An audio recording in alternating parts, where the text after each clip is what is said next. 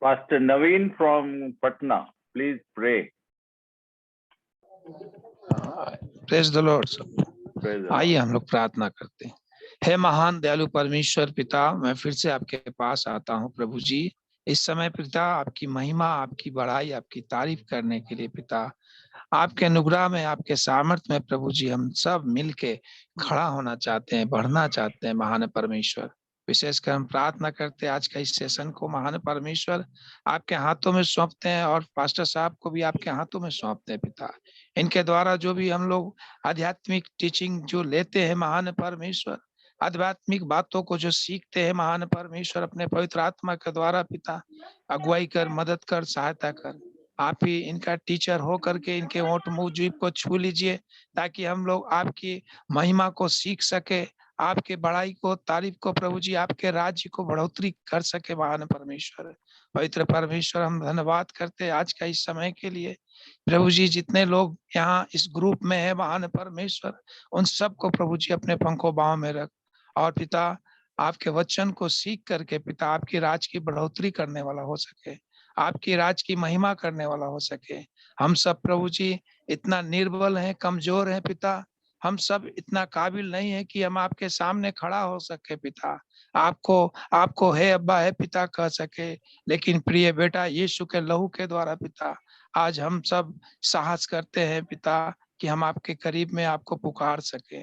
पवित्र परमेश्वर अपने लहू से हम सबको धो और शुद्ध कर, ताकि हम आपके उस विचारों को समझ सके पिता।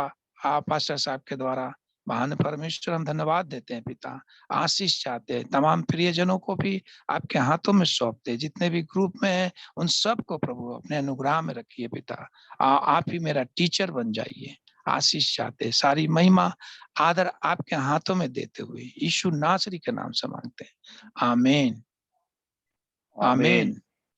जय मसीह आमीन। क्रिस्ट। तो प्रभु एक बार फिर से हमारी सहायता करें। हम धन्यवाद करते हैं, उसने आज दिन भर हमारी सुधि ली है और फिर से हम उसके वचन की संगति में आए हैं। और इसलिए इससे पहले कि हम लोग एंटर करेंगे 15 अध्याय उत्पत्ति का, उसके 1, 2 और 3 पद को पढ़ेंगे। यदि नीतू है तो प्लीज निकाल के जी उत्पत्ति 15 अध्याय उसके 1, 2, 3 पद को पढ़ो। इन बातों के पश्चात यहोवा का यह वचन दर्शन में अब्राम के पास पहुंचा कि हे अब्राम, मत डर, तेरी ढाल और तेरा अत्यंत बड़ा फल मैं हूँ। अब्राम ने कहा, हे प्रभु यहोवा, मैं तो निर्वंश हूँ और मेरे घर का वारिस यह दमिश्की एलीएजेर होगा, सो तू मुझे क्या देगा? और अब्राहम ने कहा, मुझे तो तूने वंश नहीं दिया, और क्या देखता हूँ कि मेरे घर में उत्पन्न हुआ एक जन मेरा वारिस होगा।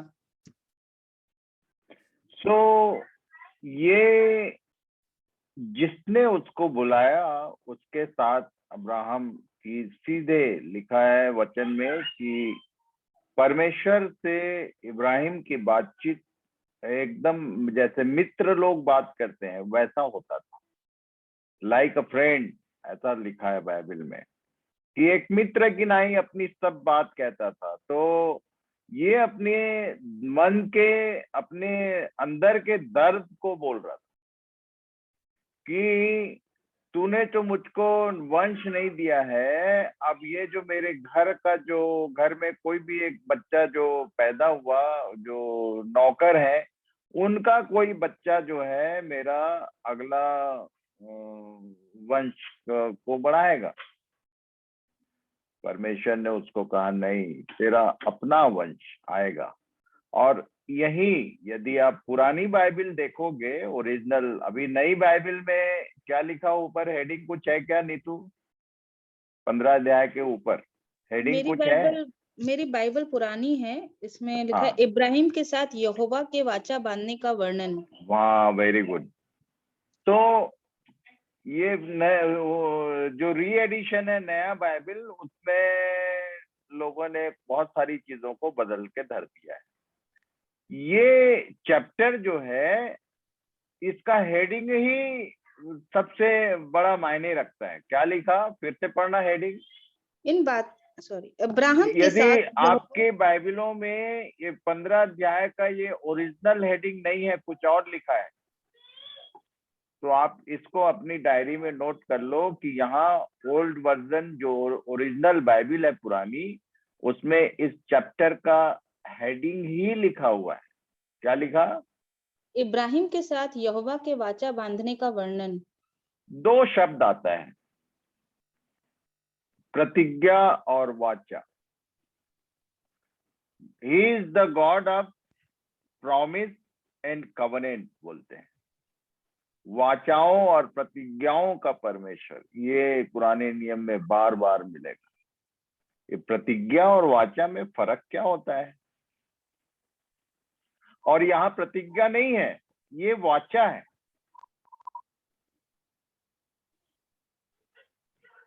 प्रॉमिस एंड कवनेंट, कवनेंट शायद कॉमन वर्ड नहीं है, उसको थोड़ा सा नॉर्मल करें इंग्लिश में तो एग्रीमेंट बोल सकते हैं।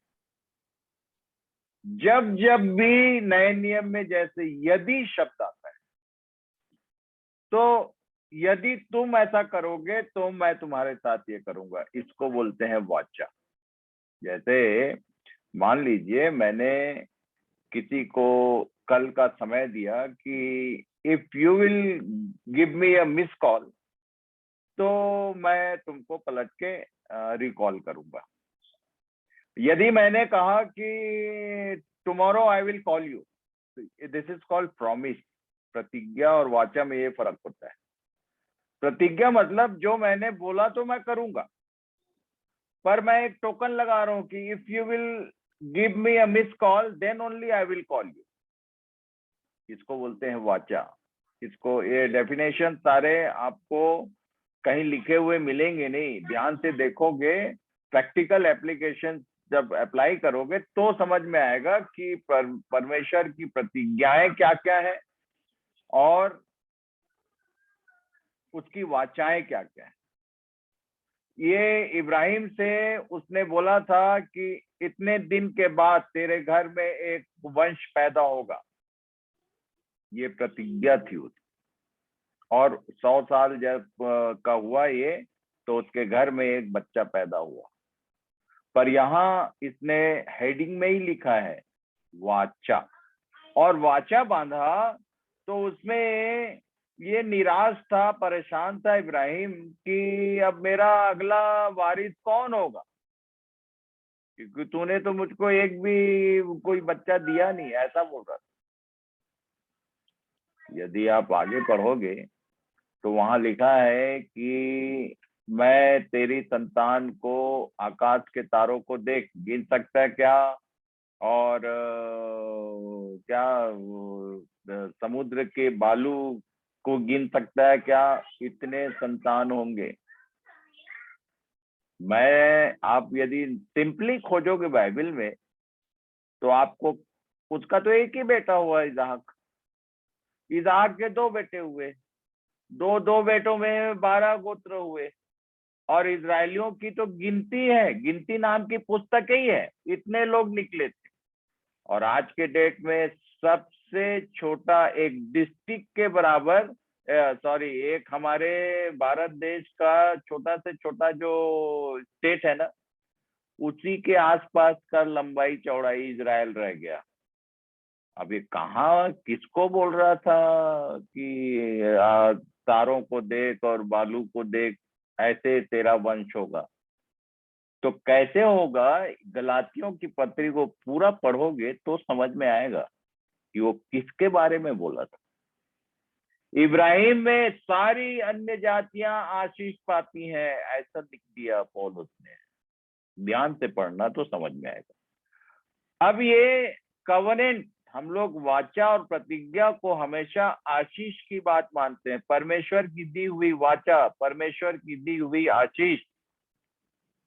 पर इसी अध्याय में ये देखो जरा क्या लिखा है, उत्पत्ति 15 का, इसका पहला दूसरा तीसरा पढ़े हम लोग, और उसके बीच में 13 पद से आगे पढ़ रहे हैं, 13-14, उसके मतलब 3 से 13 के बीच को आप लोग देखो भाई, होमवर्क करना, जरूर पढ़ना, तब समझ में आएगा जो मैं बता रहा हूँ वो सच है कि झूठ है। तो वाचा बांधा, ऐसा होगा वैसा होगा, और तब अब्राहम ने उसके लिए वो क्या बलि चढ़ाया। और उसके बाद जब परमेश्वर को अरोमा बोलते हैं, सुगंधदायक हवन ठहरता है जब बलि चढ़ाया जाता है, जब वो पहुंचा तब क्या लिखा है भाई? तब यहोवा ने अब्राहम से कहा, यह निश्चय जान कि तेरे वंश पराये देश में परदेशी होकर रहेंगे और उसके देश के लोगों के दास हो जाएंगे, और वे उनको 400 वर्ष लौ दुख देंगे। फिर जिस देश के वे दास होंगे उसको मैं दंड दूंगा, और उसके पश्चात वे बड़ा धन वहां से लेकर निकल आएंगे। तो मैंने यहाँ हेडिंग डाला है covenant of natural exile. Exile का मतलब होता है बंधुआई, स्वाभाविक बंधुआई। परमेश्वर के वाचा में बंधुआई का क्या रोल? क्यों अपने लोगों को बंधुआई में जाएंगे बोल रहा है? एक तो बोला, ये बेचारा बोल रहा था कि मेरा कोई वंश नहीं, अब ये बोला कि तेरा वंश ऐसा ऐसा होगा, बालू की नाई और ऐसा तारों की नाई। अब उन्हीं के बारे में यहाँ ये दूसरी बात बोल रहा था, see who is called God, उसकी बातें लिखा है। यशायाह ने लिख दिया, क्या लिखा? कि तुम्हारे और मेरे विचारों में जमीन और आसमान का अंतर है, मेरी गति और तुम्हारी गति दोनों में जमीन और आसमान का फर्क है।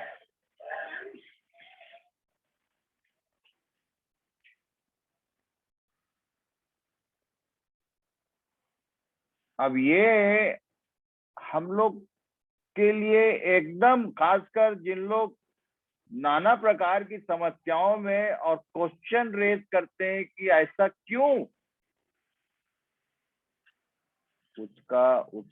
उसी के बारे में हम लोग ध्यान करने का प्रयास कर रहे हैं कि परमेश्वर ही है जो इस तरह के प्रोग्रामिंग करता है। और लिखा है, इसने बोला, फिर से पढ़ना जरा एक बार, इसको याद, पूरी बात तभी समझ में आएगी जब तक ये बातें ध्यान में नहीं आएंगी।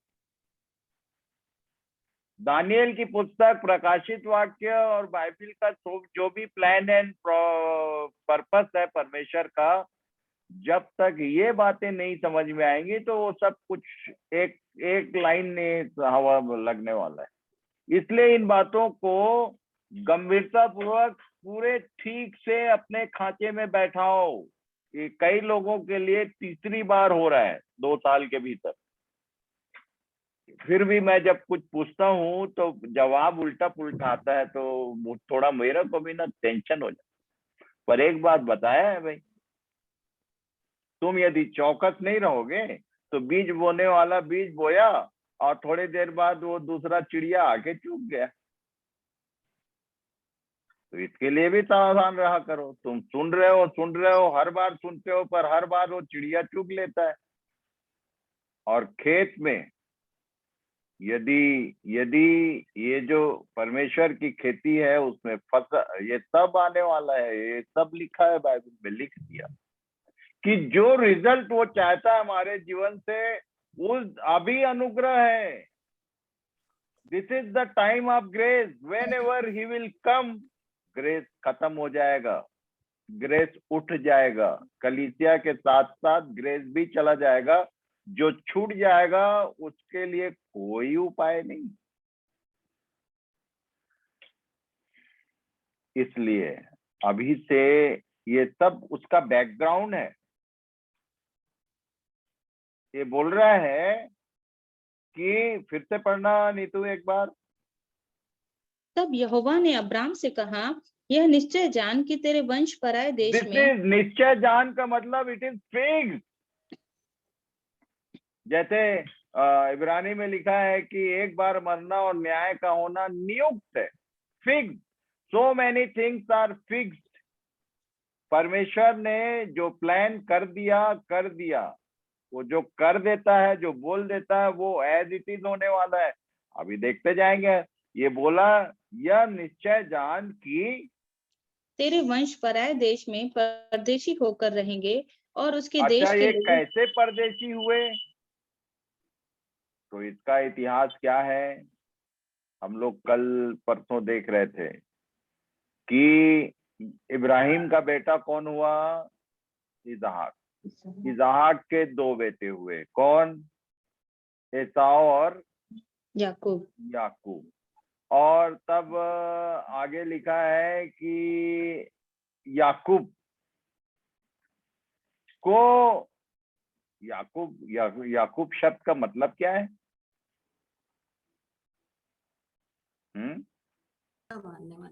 अरंगा मारने वाला। अरंगा मारने वाला। अपने बाप को ठग दिया। और बाप विश्वास करे करके, बाप ने पूछा था, याकूब ने, इसहाक ने पूछा था याकूब से कि बेटा इतना जल्दी तो तू आता नहीं। उसको मालूम था एसाव हमेशा उसको शिकार खिलाता, ये कैसे जल्दी मिल गया? ये प्रश्न पूछा था परमेश्वर। तो याकूब क्या बोला मालूम? इसहाक को, अपने बाप को, क्योंकि उसको वो रोवा हुआ सब आवाज तो याकूब जैसा है, पर हाथ रोज इसका उसको दिखता नहीं था बेचारे इसहाक को। पूछा वो तो ये क्या बोला? तेरे परमेश्वर यहोवा ने उसको मेरे सामने कर दिया और इसने शिकार करके जल्दी आ गया। तब विश्वास कर लिया इसहाक ने कि नहीं नहीं, उसको शंका हुई थी। ध्यान से पढ़ना, बहुत इंटरेस्टिंग है सब बात, कि अपने बाप को बेवकूफ बना के जो भाग गया। और एक बात बता देता हूँ, माता जी लोग जितने हैं तुम लोग के लिए, ये प्रोग्राम, धोखाधड़ी का प्रोग्राम बनाया किसने था? राहेल ने। याद है किसी को? राहेल ने। उसकी माँ ने बनाया था और उसको एड्रेस दिया, वहां जाना। कहा? अपने मामा के घर, अपने भाई के घर भेज दी उसको, ठगी करके। उसमें पूरा सहभागी थी वो। और तब क्या हुआ?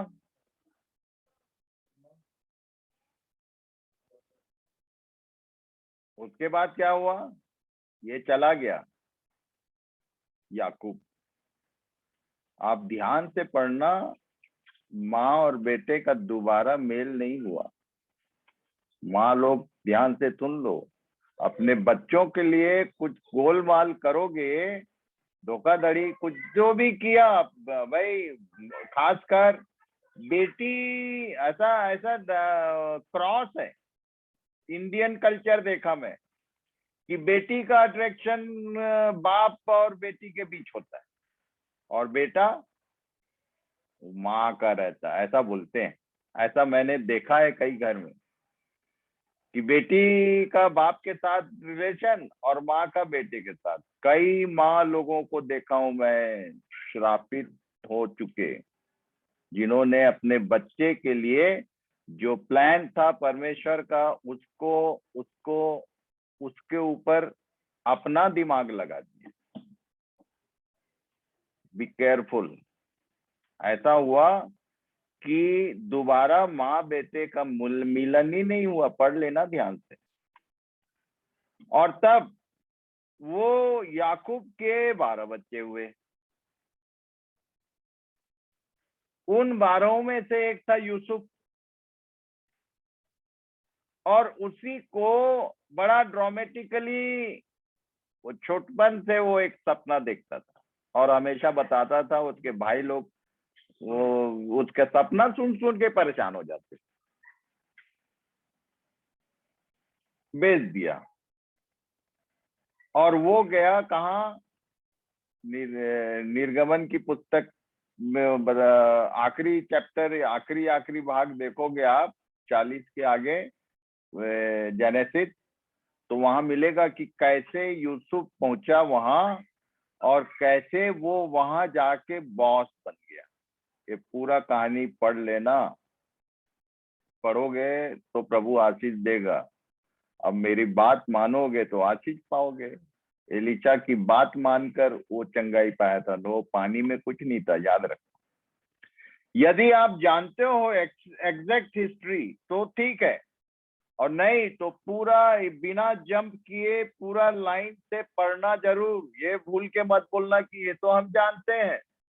मैं देखता हूं कई बार कि अच्छे अच्छे बाइबल पढ़ने वाले लोगों को कुछ पूछो तो जो लिखा है वो नहीं मालूम।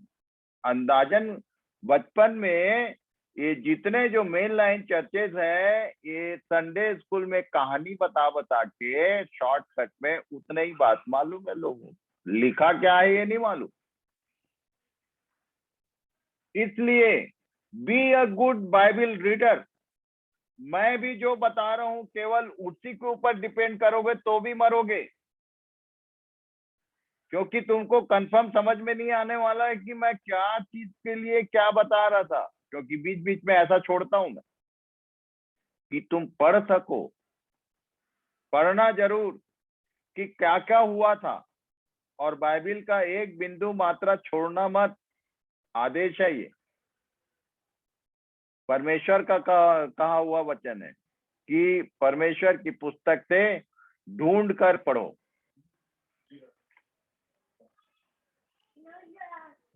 तो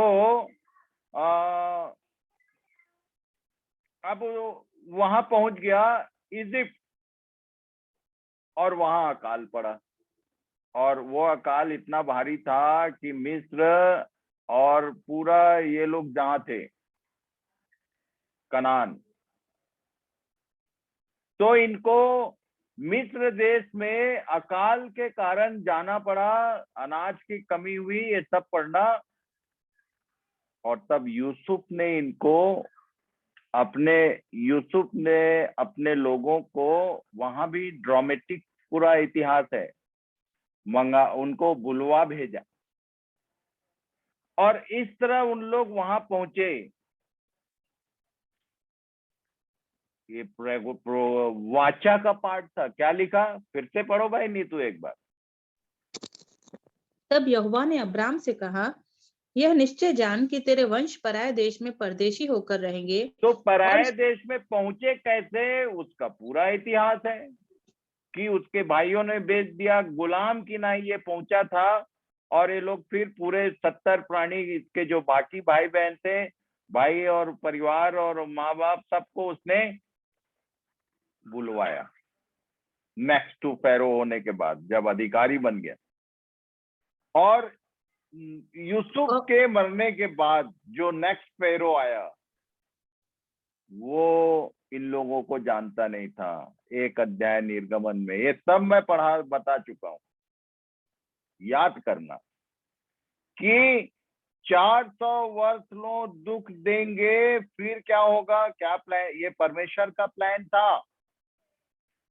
इसको बोलता हूं मैं नेचुरल एग्जाइल। बिना कारण के कोई इन लोग गलती नहीं किए थे जिसके कारण मिस्र देश, ये तो वो परमेश्वर ने पहुंचाया था, पहले एक जन को पहुंचाया, उसके बाद बाकी के 70 प्राणी, 105, 106, 107 अध्याय को पढ़ लेना भजन संहिता तक, वो पूरा वर्णन को उसने समराइज किया है इसमें दाऊद ने। यदि आप इधर पढ़ोगे तो भजन संहिता में यदि पढ़ोगे तो वहां भी मिल जाएगा कि कैसे कैसे लोग, पहले कितने लोग थे, थोड़े लोग थे, फिर कैसे बढ़े, ये सारा वर्णन लिखा दाऊद ने। भजन के रूप में लोग गाते थे और याद करते थे अपने इजराइल, अपने पुरखों के साथ में क्या क्या हुआ।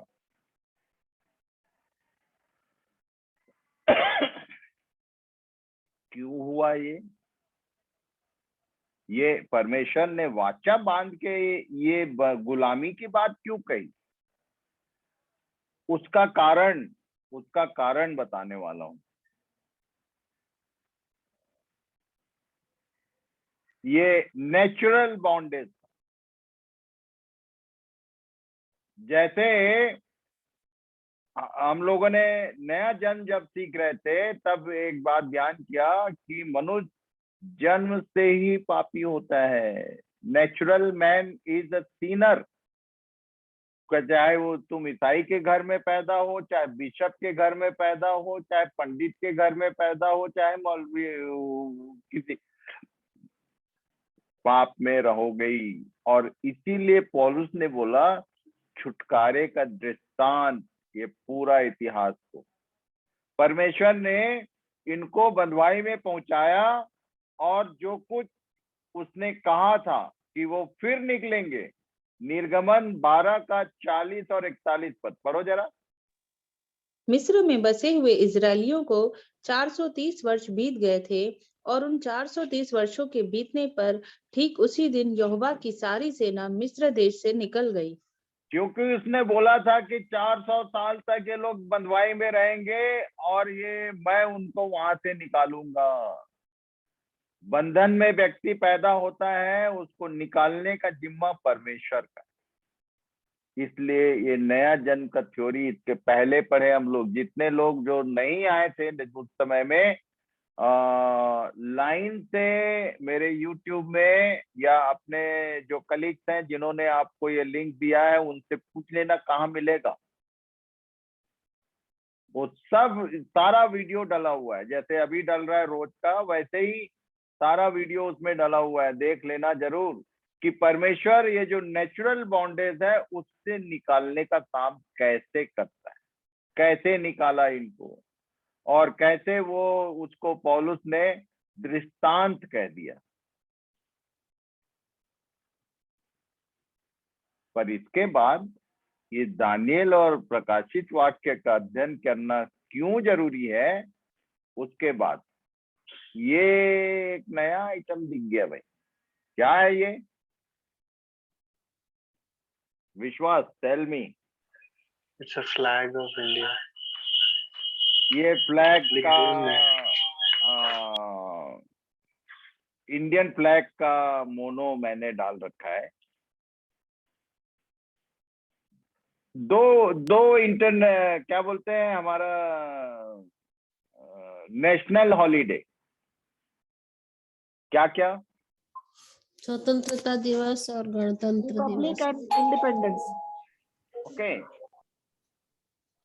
स्वतंत्रता दिवस और गणतंत्र दिवस बोलते हैं, रिपब्लिक, गणतंत्र, स्वतंत्रता दिवस, ये दोनों में से पहला कौन सा आता है भाई? तो कई लोग कैलेंडर के अनुसार बोलते हैं जनवरी में गणतंत्र दिवस पहले और स्वतंत्रता दिवस बाद में, वो अगस्त में आता है। तो वैसा नहीं है भैया, ये ऐसा है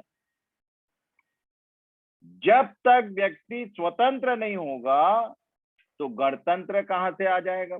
तुम तो पहले गुलाम थे। और जब दो रिस्पेक्टेड लोग हैं भारत देश के, दो रिस्पेक्टेड लोग हैं, एक गांधी जी का नाम आता है किसमें? स्वतंत्रता दिवस। स्वतंत्रता दिलाने के लिए बहुत सारे लोगों ने काम किया, पर मुख्य रूप से बापू गांधी बोलते हैं। और रिपब्लिक डे में किसका नाम आता है? देखो जरा किसको याद है? अम्बेडकर, डॉक्टर बाबा साहेब अम्बेडकर। डॉक्टर अम्बेडकर। इसने क्या किया? संविधान।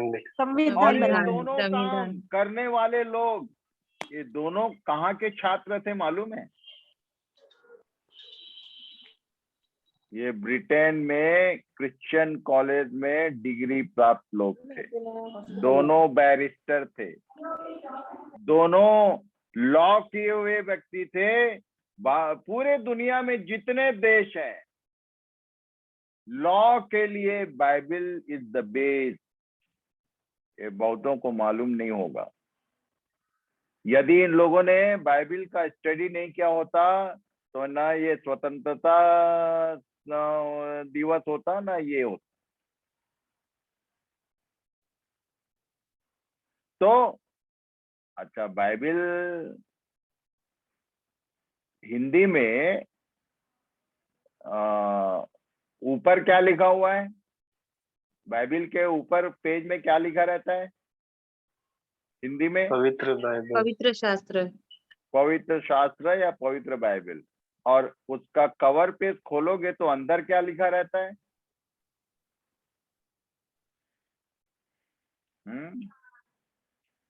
फर्स्ट पेज प्लेन पेपर में ऊपर एक हेडिंग क्या लिखा रहता है? पुराना और नया नियम। पुराना नियम और नया नियम।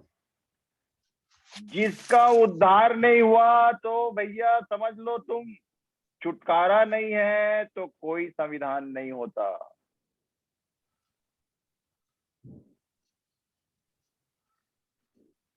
सारे लोग समझ लो, बनारस से लेके मुंबई तक। If there is no independence then there will be no republic. जब कोई भी देश, हर देश का एक स्वतंत्रता दिवस है और एक रिपब्लिक डे है, किसी अमेरिकन को भी कॉल करके पूछ लेना। ये नियम बाइबल से है।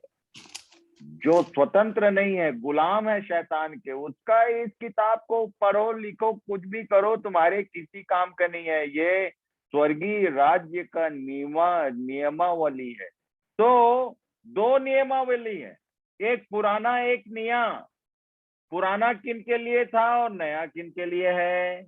तो पुराने नियम के बुलाए हुए लोगों के लिए था, और दूसरा नए नियम के बुलाए हुए लोगों के लिए है। और पुराना नियम के लोगों को क्यों बुलाया था और नया नियम के लोगों को क्यों बुलाया है, ये दोनों का कारण मैं समझाया हूं अभी पिछले ही हफ्ते के किसी पीरियड में। इसको याद रखना। ये तिरंगा झंडा भूलना मत। ये एक्चुअल ये 2 दिनों में फहराया जाता है। पहला तो स्वतंत्रता दिवस में, और दूसरा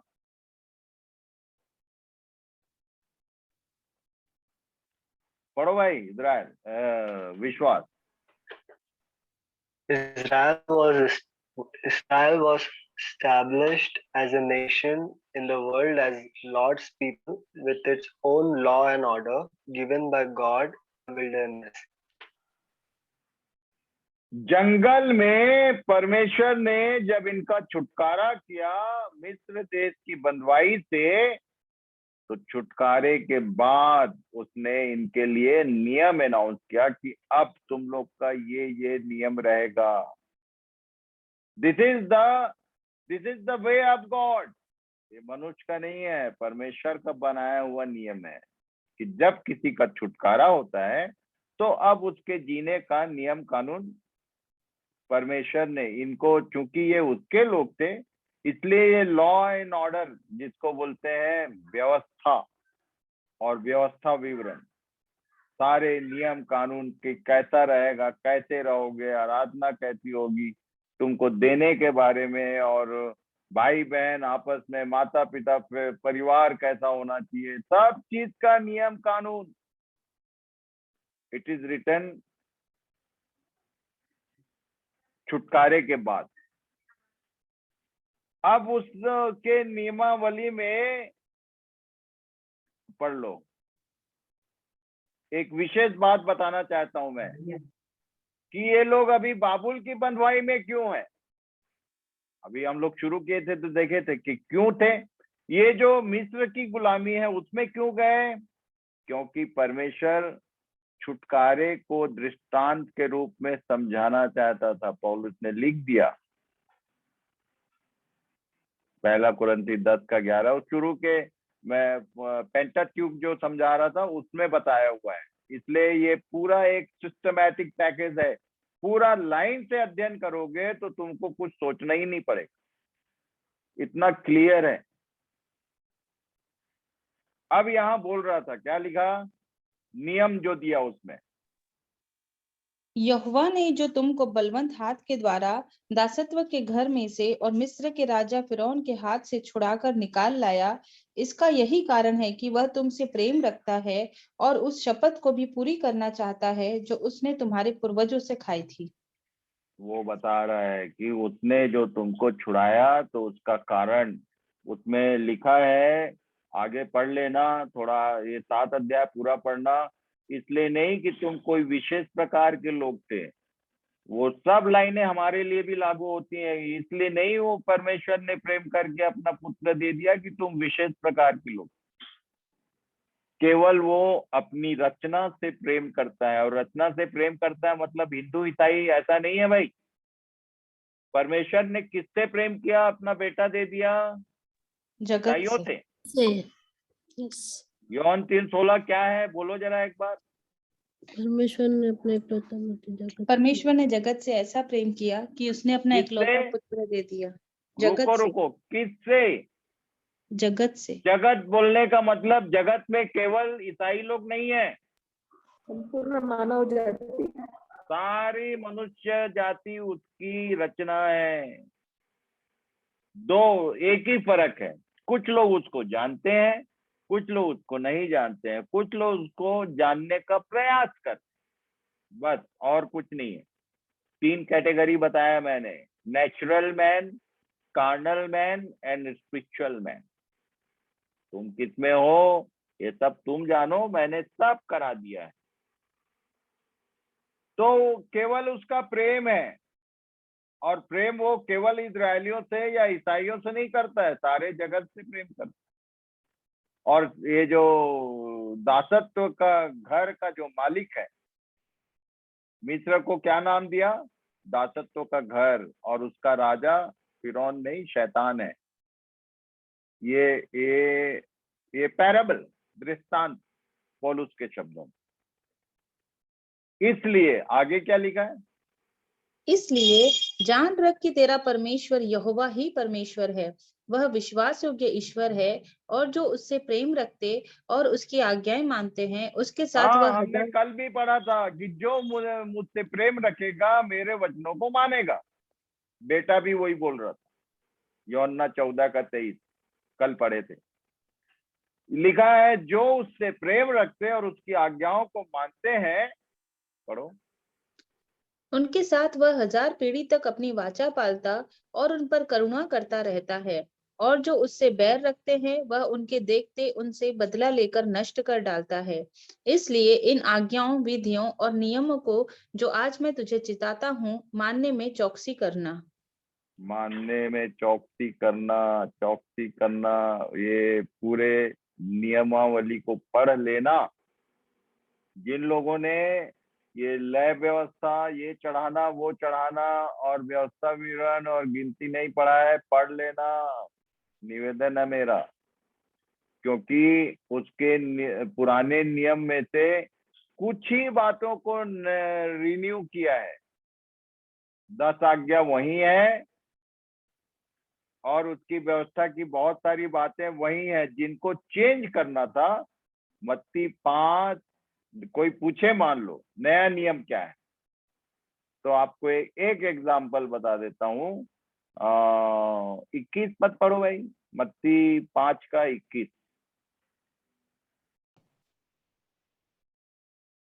कई लोग बोलते हैं कि हम तो नया नियम के लोग, एक डिनोमिनेशन ही है, ओनली जीसस। वो बोलते हैं पुराना नियम को हम नहीं मानते। कुछ लोग बोलते हैं कि नो नो, हम लोग नया नियम को नहीं मानते हैं, उनका नाम है यहोवा विटनेस। कोई इन दोनों में से कोई भी सुन रहे हो तो तुम लोग ध्यान करो कि ना वो चलेगा ना ये चलेगा। पढ़ना तो पूरा ही पढ़ना क्या, क्यों? पढ़ो जरा।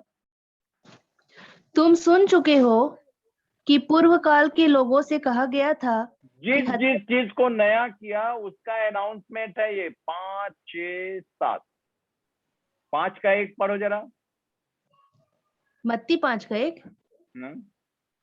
वह इस भीड़ को देखकर पहाड़ पर चढ़ गया, और जब बैठ गया, बस वह इस भीड़ को देखकर पहाड़ पर चढ़ गया।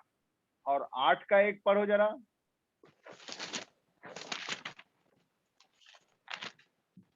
जब वह उस पहाड़ से उतरा का मतलब ये 5, 6, 7 कंटिन्यूशन में बोला। ये पहाड़ी उपदेश कुछ नहीं है, इसको पहाड़ी उपदेश बोल नाम दे दिया, सर्मन ऑन द माउंट। अरे सर्मन ऑन द माउंट नहीं है, नया नियम है, न्यू टेस्टामेंट इधर है। क्या बोल रहा था? फिर से पढ़ो 21 पद 5 का। तुम सुन चुके हो कि पूर्व काल के लोगों से कहा गया था कि हत्या ना करना, और जो कोई हत्या करेगा वह कचहरी में दंड के योग्य होगा। हाँ, तो ये तुम सुन चुके हो को मार्क करना, ये नहीं, यहूदियों से कह रहा था, मीता पढ़ती। तुम सुन चुके हो। अब आगे क्या लिखा है? परंतु मैं तुमसे यह कहता हूँ कि जो कोई अपने भाई पर क्रोध करेगा वह बस कचहरी में दंड के योग्य ये होगा। इसी को मार्क करना पूरा, ये 3 चैप्टर में तुम सुन चुके हो, तुमको ऐसा कहा गया था, पर मैं तुमसे कहता हूँ। नया नियम का यदि कोई परिवर्तन है तो इधर ही है, 3 चैप्टर ओनली। यदि कोई पूछे कि भाई पुराना नियम क्या है, तो पूरी व्यवस्था है। नया नियम क्या है, तो कई लोगों को यही नहीं मालूम कि नया नियम क्या है, तो बोले 400 समाचार। कुछ नहीं, ये 3 चैप्टर नए नियम का अनाउंसमेंट है। उसमें उसने कुछ कुछ रिन्यूअल किया है केवल, बाकी पूरी व्यवस्था एज इट इज है। बलिदान लय व्यवस्था में जो बलिदान का प्रोसीजर था उसको पूरा उसने अपने बलिदान के द्वारा रिप्लेस कर दिया। अब किसी बलिदान की जरूरत नहीं। अब ये बोल रहा था कि तुम एज अ नेशन तुम एस्टेब्लिश किए जा रहे हो, तो तुम एक स्वतंत्र हो गए। मतलब गलाती 5:1 पढ़ो जरा।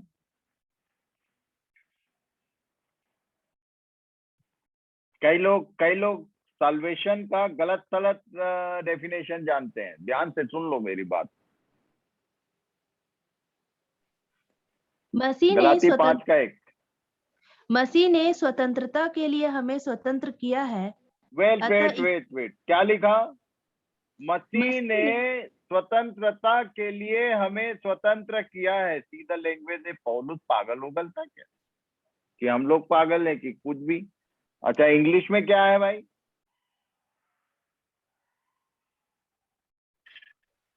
Stand fast, therefore, in the liberty. ध्यान से Stand fast, देखोगे, therefore, in the free liberty. For freedom बोलता है वो। स्वतंत्रता के लिए स्वतंत्र मतलब फ्री फॉर फ्रीडम। तो स्वतंत्रता के लिए स्वतंत्र किया है का मतलब यहाँ पाप के गुलाम थे, अब तुमको परमेश्वर का दास बनना है, उसका गुलाम बनना है, उसकी बात माननी है। पहले तुम 6 अध्याय रोमी को पढ़ लेना अच्छे से। पहले तुम अनजान थे तो उसके दास थे जो तुम्हारा स्वामी नहीं था, पर अब चूंकि छुटकारा हो गया इसलिए तुम अब परमेश्वर के दास हो। हाँ, जब यहाँ से हम जाएंगे स्वर्ग तो वहां कोई व्यवस्था और नियम और कानून और कैसा को भाई कैसा बहन कैसा, वहां भाई बहन हो गई। आगे देखेंगे वो सारा विषय है। कलीसिया में आने के बाद क्या बोलता है? ना कोई पति, ना कोई पत्नी, ना कोई नर, ना कोई नारी, ना कोई दास, ना कोई स्वतंत्र। ऐसा यूज किया है। Try to know what is the church.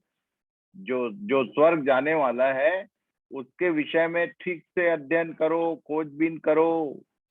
पर यहाँ के जीवन के लिए ये बोलता है कि जो नियम कानून मैं तुमको सुना रहा हूं, इसलिए वापस आ जाओ नीतू। इसलिए इन आज्ञाओं, विधियों और नियमों को जो आज मैं तुझे चिताता हूँ मानने में चौकसी करना। और नहीं तो क्या होगा? पढ़ो। यदि तुम इन बातों के उपरांत भी मेरी न सुनो। रुको। ये लय व्यवस्था 26 अध्याय, उसके 18 से आगे पढ़ लेना 24 तक। यहाँ पर इंग्लिश में क्या है विश्वास? 4 announcements of the 7 times of chastening of Israel in the law. उसने जो नियम दिया था, संविधान इनके लिए, बीइंग अ नेशन, उसमें बोला था 7 गुना तुम्हारा ताड़ना होगा यदि तुम मेरी बात को दाएं बाएं करोगे तो। और तब यिर्मयाह बोल रहा था कि तुमसे मैं 23 साल से परमेश्वर की बात बोलते आ रहा हूँ, चिताते आ रहा हूँ, ना तो तुमने सुना ना कान लगाया, इसलिए तुम जाओगे बंधन में। क्या लिखा? यदि तुम, पढ़ो, यदि तुम इन बातों के उपरांत भी मेरी न सुनो तो मैं तुम्हारे पापों के कारण तुम्हें 7 गुणी ताड़ना दूंगा। और यदि तुम ये मेरे विरुद्ध 7 टाइम्स बोलता है। 7 गुणी बोलने से इंग्लिश में ज्यादा क्लियर है। 7 टाइम्स पढ़ लेना। 7 बार तुमको ताड़ना दूंगा यदि मेरी बातों में तुम दाएं बाएं हो जाओगे। और 21 पद में क्या लिखा? और यदि तुम मेरे विरुद्ध चलते ही रहो और मेरा कहना न मानो तो मैं तुम्हारे पापों के अनुसार तुम्हारे ऊपर और 7 गुना संकट डालूंगा। ये बोलता है 7 गुना, 7 टाइम्स। और आगे पढ़ लो भाई। तो मैं भी तुम्हारे विरुद्ध चलूंगा और तुम्हारे पापों के कारण मैं आप ही तुमको 7 गुना मारूंगा। तो मैं अपने न्याय में तुम्हारे विरुद्ध चलूंगा और तुम्हारे पापों के कारण तुमको 7 गुणी ताड़ना और भी दूंगा। ये 26 अध्याय को निकाल के बाद में पढ़ लेना। ये 4 बार एक ही जगह अनाउंस किया, यदि तुम मेरी ना सुनो, यदि तुम मेरा कहना ना मानो, यदि तुम ऐसा ऐसा ना करो। 7 टाइम्स, 7 टाइम्स, 7 टाइम्स, 4 बार अनाउंस कर दिया। ये था कारण किसका? पढ़ो। Cause of chastening. They ये जो were ताड़ना denied. थी उसका मूल कारण ये ताड़ना का भाग था जो अभी आने वाला है। कौन सा? ये जो एंटी क्राइस्ट का जो परमिशन है, जो प्लान परमेश्वर ने करके रखा है कि तुमको ताड़ना दूंगा, वो आखिरी ताड़ना का समय है प्रकाशित वाक्य। किनके लिए? इजरायलियों के लिए और उन लोगों के लिए जो अभी भी परमेश्वर के वचन को सुनते हैं पर मानते नहीं। उन लोगों को परमेश्वर ने जंगल में नाश कर दिया। तुमको यदि वो जाने देगा तो अन्यायी ठहरेगा, एंड ही कांट अनजस्ट। इसको पता नहीं कितनी गंभीरता से तुम ले रहे हो। चाहे कुछ भी हो जाए, प्राण देने तक विश्वासी रह तो तुझको जीवन का मुकुट मिलेगा, बोला है। कुछ भी हो जाए, चाहे पैर सड़ जाए, चाहे बस अय्यूब का क्या हुआ था, विदिन क्या जाने कितना, आधा घंटा के भीतर अभी एक कह ही रहा था कि दूसरा आया, अभी एक कह ही रहा था कि सारा चीज एक झटके में नाश हो गया। हम लोग का तो थोड़ा सर्दी खांसी होता है तो हम लोग क्या फायदा इतना बाइबल पढ़ना, ये करना वो। कैसे? तो परमेश्वर न्यायी है, याद रखना। बी केयरफुल है, इसलिए बोलता है कि परमेश्वर से डरो। इस दुनिया में किसी से मत डरना, केवल और केवल परमेश्वर का भय रखो। वहीं से बुद्धि का आरंभ होता है, वहीं से बात शुरू होती है। गॉड फियर पर्सन नहीं है तो अक्सर एक विचार आ जाता है, चलता है, ऐसा बोलते हैं लोग। ईसाई लोगों में ज्यादा देखा।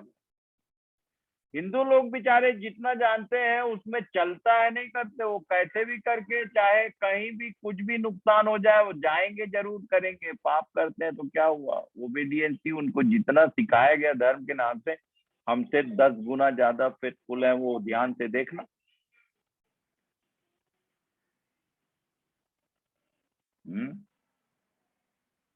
हमारे बगल अगल में सभा होती है, सभाएं होती हैं, परमेश्वर का वचन बांटा जाता है, आसपास में लोग गए, घर में रखा हुआ है, पर हमारे पास उसी के लिए टाइम नहीं है। ये ताड़ना का एक्चुअल कारण ऊपर हमने देखा, यदि तुम मेरी ना मानो, उसमें स्टैंप लगाता है ये 3 बात। क्या क्या भाई, पढ़ो जरा। First, they denied God, Samuel. शमूएल Second, they को बोले हमको राजा दे, शमूएल नाराज हो गया। और ये राजा मांगकर, परमेश्वर ने कहा राजा मांगकर तेरा नहीं, इन्होंने मेरा इनकार किया। और उसका रिजल्ट क्या हुआ मालूम? पहला ही राजा, दूसरा राजा गए और पहला राजा को तो दुष्ट आत्मा घुस गया, वो भी अनॉइंटेड था, अनॉइंटेड बाय शमूएल। दूसरा राजा व्यभिचार और हत्यारा ठहरा, कौन था? दाऊद। तीसरा राजा, वो तो ये दोनों को भी मात कर दिया। इतनी रखेलियां, इतनी स्त्रियां, इतना बड़ा। मुसलमान लोग बोलते हैं कि हमारा तो गुरु महाराज था, कौन? सोलोमन। और स्त्रियों ने उसको मूर्ति पूजा में फंसाया, अन्य जातियों। उसके बाद 2 भाग में बट गया इजराइल, उत्तरी राज्य, दक्षिणी राज्य। एक भाग कहलाया इजराइल, दूसरा कहलाया यहूदी। ये सब पढ़ लेना, देखेंगे, मौका आएगा तो पढ़ेंगे। 2 भाग में बट गए कौन लोग? अभी के इजरायली, अभी के भारत देश में जो बुलाए हुए लोग। इजराइल मतलब कहल शब्द में बताया था, ग्रीक हिब्रू में कहल मतलब होता है, इजरायली जो वर्ड है उसका मतलब होता है called out, chosen people. Bharat देश तो और नंगा नाच कर दिया। एक सिर है, देह कितने हैं? क्या भाई बनारस वालों और पटना वालों? एक मालूम है बाइबिल का नियम क्या है? चर्च ऑफ इफिसुस का मतलब, इफिसी में एक कलीसिया थी, फिलिपियों में, फिलिप्पी देश में, फिलिप्पी में एक कलीसिया थी, कुरिन्थ में एक कलीसिया थी। हमारे शहरों में और किसी का किसी से कोई मेल नहीं है, बल्कि उल्टा पास्टर को पता चल जाए कि कोई गया था दूसरे के मीटिंग में तो फाइन भी लगा देते हैं। ऐसा कैसा गया रे तुम? ये ईसाइयों का पिक्चर है, हिंदुओं का नहीं है वो। उस मंदिर में क्यों गया? No question at all. इस मंदिर में क्यों गया? No question at all. कोई किसी को भी मान सकता है। और सब आपस में धर्म के नाम से झगड़ा नहीं करते कभी उन लोग, कि तुम दुर्गा को क्यों और तुम काली को क्यों और तुम शंकर को क्यों, ये सब नहीं है उनके। हम लोग का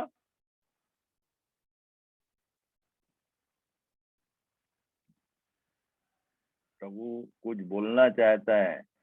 देन आगे क्या? they were divided. आगे Third, they continued to worship other gods. और Fourth, they failed to obey the 10 commandments. Even A to Z जो चीज बोला गया था वो सबको इन लोगों ने डिनाई कर दिया। इसलिए यीशु ने क्या कहा था? लूका 21:22 पढ़ो भाई। वे तलवार के कौर हो जाएंगे और सब देशों के लोगों में बंधुए होकर पहुंचाए जाएंगे। और जब तक ये सब देशों के लोगों में, मालूम है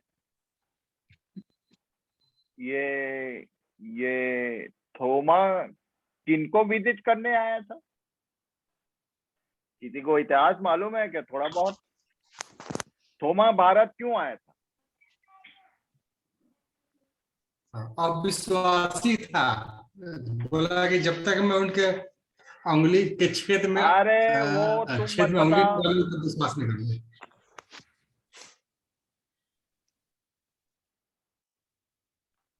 वो किनको विजिट करने आया था, किसी को मालूम है?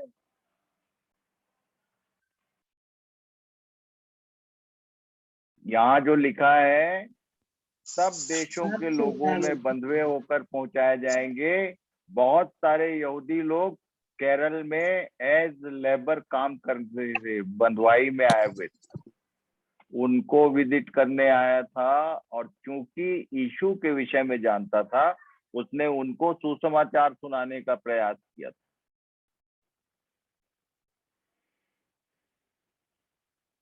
और उसके कारण यीशु नाम भारत देश पहुंचा। इतिहास देखोगे, आपको मालूम है पुणे में भी सिनेगोग है, यहाँ भी सिनेगोग है, यहूदी यहाँ रहते हैं, बहुत सारे यहूदी। इतना बड़ा सिनेगोग है यहाँ पर, जैसे बड़े शहरों में जो कैथेड्रल होते हैं वैसी सेम। सिनेगोग का मतलब यहूदियों का सभागृह। यहाँ भी यहूदी रहते हैं, बॉम्बे में भी यहूदी पाए जाएंगे। इवन पुष्कर में मैंने देखा चर्च नहीं है, सिनेगोग है। पुष्कर तीर्थ स्थल है, वहां पर मंदिर है, वहां मुस्लिम्स एंड क्रिश्चियंस नहीं है, बट सिनेगोग इज देयर। यहूदी, उनका जो एल्डर होता है, उससे मेरी मुलाकात हुई, वहां है, पता कर लेना। कब आए हैं ये लोग? ये यीशु ने बोला था, सब देशों के, कोई ऐसा देश नहीं जहां पर ये बंधन में, बंधुआई में नहीं गए। क्यों? क्योंकि परमेश्वर ने बोला था, मैं तुमको ताड़ना दूंगा और तुम बंधुए गुलाम बनाए जाओगे। पहली बार की वो जो बंधुआई थी, वो नेचुरल थी कि वो छुटकारा कैसे होगा उसको बताना चाहता था। पर बाकी, अच्छा, कितने जगह, कितने बार बंधुआई में गए, तो इसके बारे में हम लोग देखने जा रहे हैं। सारा ये दानियल की पुस्तक इसी का इतिहास है, और रेवलेशन आखिरी बंधुआई है। यहाँ क्या लिखा, फिर से पढ़ना नीतू। वे तलवार के कौर हो जाएंगे और सब देशों के लोगों में बंधुए होकर पहुंचाए जाएंगे, और जब तक अन्य जातियों का समय पूरा न हो, तब तक यरूशलेम अन्य जातियों से रौंदा जाएगा। ये जब तक अन्य जातियों का समय पूरा ना हो, इसका क्या मतलब भाई? मैं सोचा कि ये क्या बोलना चाहता था प्रभु। जब अध्ययन किया तो मुझे समझ में आया। पढ़ो। The time of Gentiles means what? अन्य जातियों का शासन अर्थात परमेश्वर की ताड़ना। अन्य जातियों का शासन किनके ऊपर? इजरायलियों के ऊपर। इसी को परमेश्वर ने ताड़ना नाम दिया था। क्या लिखा, आगे पढ़ो। The administration of the Gentiles was like a rod of chastening upon Israel by God, began from the Assyrian bondage to tribulation, 7 times affliction. 7 बार बंधुआई में गए मिस्र को छोड़ के। इसके बारे में कहाँ लिखा? तो पढ़ लो, क्या लिखा? प्रकाशित वाक्य 17 का 9 से 11। उस बुद्धि के लिए जिसमें ज्ञान है, यही अवसर है। वे 7 सिर 7 पहाड़ है जिन पर वह स्त्री बैठी है, और वे 7 राजा भी है। 5 तो हो चुके हैं और एक अभी है, और एक अब तक आया नहीं, और जब आएगा तो कुछ समय तक उसका रहना भी अवश्य है। और जो पशु पहले था और अब नहीं, वह आप 8वां है, और उन 7 में से उत्पन्न हुआ और विनाश में पड़ेगा। अभी जब दानियल में एंटर करेंगे तो कुछ पशुओं का वर्णन आता है, उसको ध्यान से सुन लेना कि ये जो पशु हैं ये वर्ल्ड एम्पायर्स हैं। अभी हमने देखा, मैंने आपको दिखाया, ये जो मिस्र था वो मगरमच्छ कहा गया उसको। यशायाह 51 पढ़ लेना। जैसे मगरमच्छ क्रोकोडाइल के साथ तुलना किया गया। पशु, कहीं पर चीता लिखा है, कहीं पर भालू लिखा है, क्या क्या है ये सब अभी ये आराम से धीरे धीरे चलेंगे तो अच्छा होगा, ठीक से सब चीज को समझते हुए। लिखा है वे 7 राजा भी हैं, और क्या, फिर से पढ़ना भाई। शुरू से पढ़ें। हाँ, उस बुद्धि के लिए जिसमें ज्ञान है, यही अवसर है। वे 7 सिर 7 पहाड़ है जिन पर वह तो स्त्री उस बैठी है। बुद्धि के लिए का मतलब उस व्यक्ति के लिए जिसमें परमेश्वर का भय विद्यमान है और जिसमें परमेश्वर का ज्ञान बसता है, यही अवसर है। मैंने वाई टू बाइबल स्टडी ये भी अध्ययन कराया, उसमें बताया था कि बुद्धि, ज्ञान और समझ, इसका डेफिनेशन क्या है। तो यहाँ लिखा उस बुद्धि, तो उसको याद करना, ये सब को रिलेटेड है। पहले मैं सब बता चुका हूँ। जिन लोग नहीं थे, पुराने एपिसोड को ध्यान कर लेना। लाइन से, पेंटाट्यूब से शुरू होता है ये यूपी वाला पैकेज हम लोग का, यूपी, बिहार और झारखंड। उस बुद्धि के लिए जिसमें ज्ञान है, यही अवसर है। क्या आगे? वे 7 सिर 7 पहाड़ है जिन पर वह स्त्री बैठी है। ये 7 पहाड़ और ये स्त्री कौन है, ये भी देखेंगे अपन जब प्रकाशित वाक्य में आएंगे। तो 7 पहाड़ बोलने से 7 वर्ल्ड एम्पायर, और लिखा है, आगे पढ़ लो। और भी 7 राजा भी हैं, 5 तो हो चुके हैं और एक अभी है, और एक अब तक आया नहीं, और जब आएगा तो कुछ समय तक उसका रहना भी अवश्य है। और जो पशु पहले था और अब नहीं, वह आप 8वां है, और उन 7 में से उत्पन्न हुआ और विनाश में पड़ेगा। और वो जो जो प्रकाशित वाक्य में जो एंटी क्राइस्ट है, वो इज द लास्ट वन, 8। अब ये 7 नहीं समझोगे तो 8वां कैसे समझ में आएगा। इसलिए दानियल की पुस्तक को पढ़ना जरूरी है, क्योंकि वो 7 राजाओं का वर्णन, उनमें से क्या क्या कहाँ है देख लो भाई। ये मैं भेज दूंगा, मिला लेना। 8 माउंटेन किंगडम्स ऑफ इज़राइल, जिनको परमेश्वर ने ताड़ना के लिए ठहराया, प्रकाशित वाक्य जो अभी पढ़े उसके अनुसार। सबसे पहला कौन था? पढ़ो भाई। इजिप्ट, ये पहला था। दूसरा असीरिया, अशूर का राजा, जिसने किनको बंधुआई में ले गया, जो 2 टुकड़ा हुआ था इजरायलियों का सुलेमान के बाद। उसने इजरायलियों को बांध के अशूर ले गया, और बाबुल नबूकदनेस्सर बांध के यहूदियों को ले गया। ये यहूदी थे सब, इजरायली नहीं थे। अब ये यहूदी और इजरायली में फर्क क्या है, इसको जरा होमवर्क कर लेना भाई। Today our time is over. उसके बाद मादी फारसी, फिर ग्रीक, यूनानी, उसके बाद रोम, और उसके बाद रिवाइज ग्रीक एंड रिवाइज रोम। ये सब को हम लोग अध्ययन करने वाले हैं इस पूरे पैकेज में।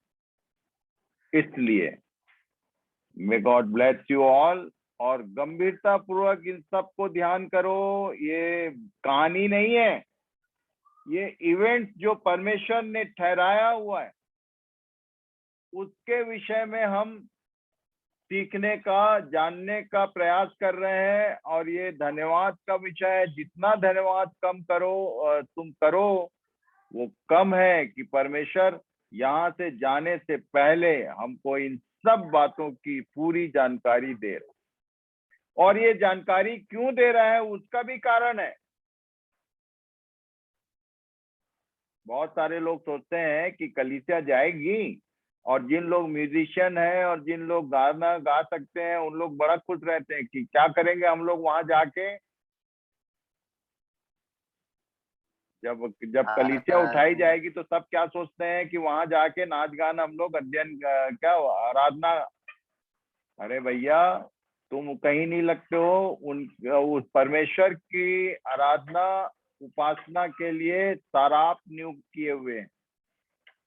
तुम्हारा दूसरा काम है तुम यदि ये सब की जानकारी नहीं रखोगे तो वहां जाके तुम फेल हो जाओगे, तुम्हारा कोई काम नहीं रह जाए। क्योंकि इफिसियों की पत्री को पढ़ लेना, पौलुस ने साफ साफ लिखा है कि कलीसिया की जिम्मेदारी क्या है वहां जाने के बाद, यहाँ क्या है और वहां क्या है। May God bless you all. इन सब बातों की गहरी समझ प्रभु आपको दे। May I request Surekha from Ratlam, अंतिम प्रार्थना आपसे बनेगा। जी करिए। धन्यवाद धन्यवाद धन्यवाद देते हैं पिता परमेश्वर आपको आज के सुंदर दिन के लिए। प्रभु जी आपने हमें जो दिया है प्रभु जी, जो हमें ज्ञान की बातें जो आप हमें प्रकाशन दे रहे हैं प्रभु, उसके लिए आपका धन्यवाद करते हैं प्रभु जी। पवित्र आत्मा आपका धन्यवाद करते हैं प्रभु, आप हमें वचनों की गहराई समझने के लिए प्रभु मदद करते हैं प्रभु जी। भाई के लिए हम आपका धन्यवाद करते हैं प्रभु जी, जिनके द्वारा प्रभु आप हमसे बोलते हैं प्रभु जी। उनको और अधिक आप अभिषेक दीजिए प्रभु जी, और आत्मा से भरिए प्रभु जी, ताकि वो आपकी आत्मा में होकर प्रभु हमसे बात कर सके प्रभु जी, और हम सीधे आपसे सुनने वाले हो सके पिताजी। प्रभु हम धन्यवाद देते हैं प्रभु जी उन सारे वचनों के लिए प्रभु जी, जिनका प्रकाशन आप हमें दे रहे हैं प्रभु जी, और आगे भी आप देने वाले हैं प्रभु जी। हम उनको सीख कर प्रभु जी, हम आपके साथ में प्रभु जी चलने वाले, आपके आने पर प्रभु अपने आप को तैयार करने वाले और आपसे प्रेम करने वाले हो सके प्रभु जी। अंत समय तक प्रभु हम विश्वास योग्य बने रहे प्रभु, आपके वचनों से प्रभु हम ये सीख सकें प्रभु जी। हर एक बात के लिए आपको धन्यवाद देते हैं प्रभु जी। धन्यवाद देते हैं प्रभु जी इस समय में प्रभु जी, जितने भी लोग प्रभु भाई बहन प्रभु आपके साथ जुड़े हुए हैं प्रभु, इस समय में प्रभु जी, उनके लिए हम विनती करते हैं प्रभु जी। हर एक को प्रभु आप उनकी भूख के अनुसार प्रभु जी उनको आत्मिक भोजन दीजिए प्रभु जी, हर एक तृप्त हो सके प्रभु जी, और जैसा जिनको जरूरत है प्रभु वो वचन प्रभु उनको मिल सके प्रभु जी। हर एक बात के लिए आपको धन्यवाद देते हैं प्रभु जी। आगे के समय को भी प्रभु हम पवित्र आत्मा आपके हाथ में देते हैं प्रभु जी। हर एक बात के लिए धन्यवाद देते हुए प्रभु इस विनती को हमारे उद्धारकर्ता प्रभु यीशु मसीह के नाम से मांगती हूँ, आमीन आमीन आमीन। तो प्रभु सबको आशीष दे। इन बातों को रिवाइज जरूर करिए, क्योंकि ये सब ऐसी बातें हैं जो थोड़ी देर में हमारे अंदर से निकल जाती है। रिवीजन जरूर करिए, तब आपको सारी बातें याद रहेंगी। तो गॉड ब्लेस यू ऑल। शुभ रात्रि। सबको प्रभु आशीष दे और इन बातों की समझ प्रदान करे परमेश्वर के आत्मा से, मेरा यही निवेदन है। Thank you very much. Shalom, shalom.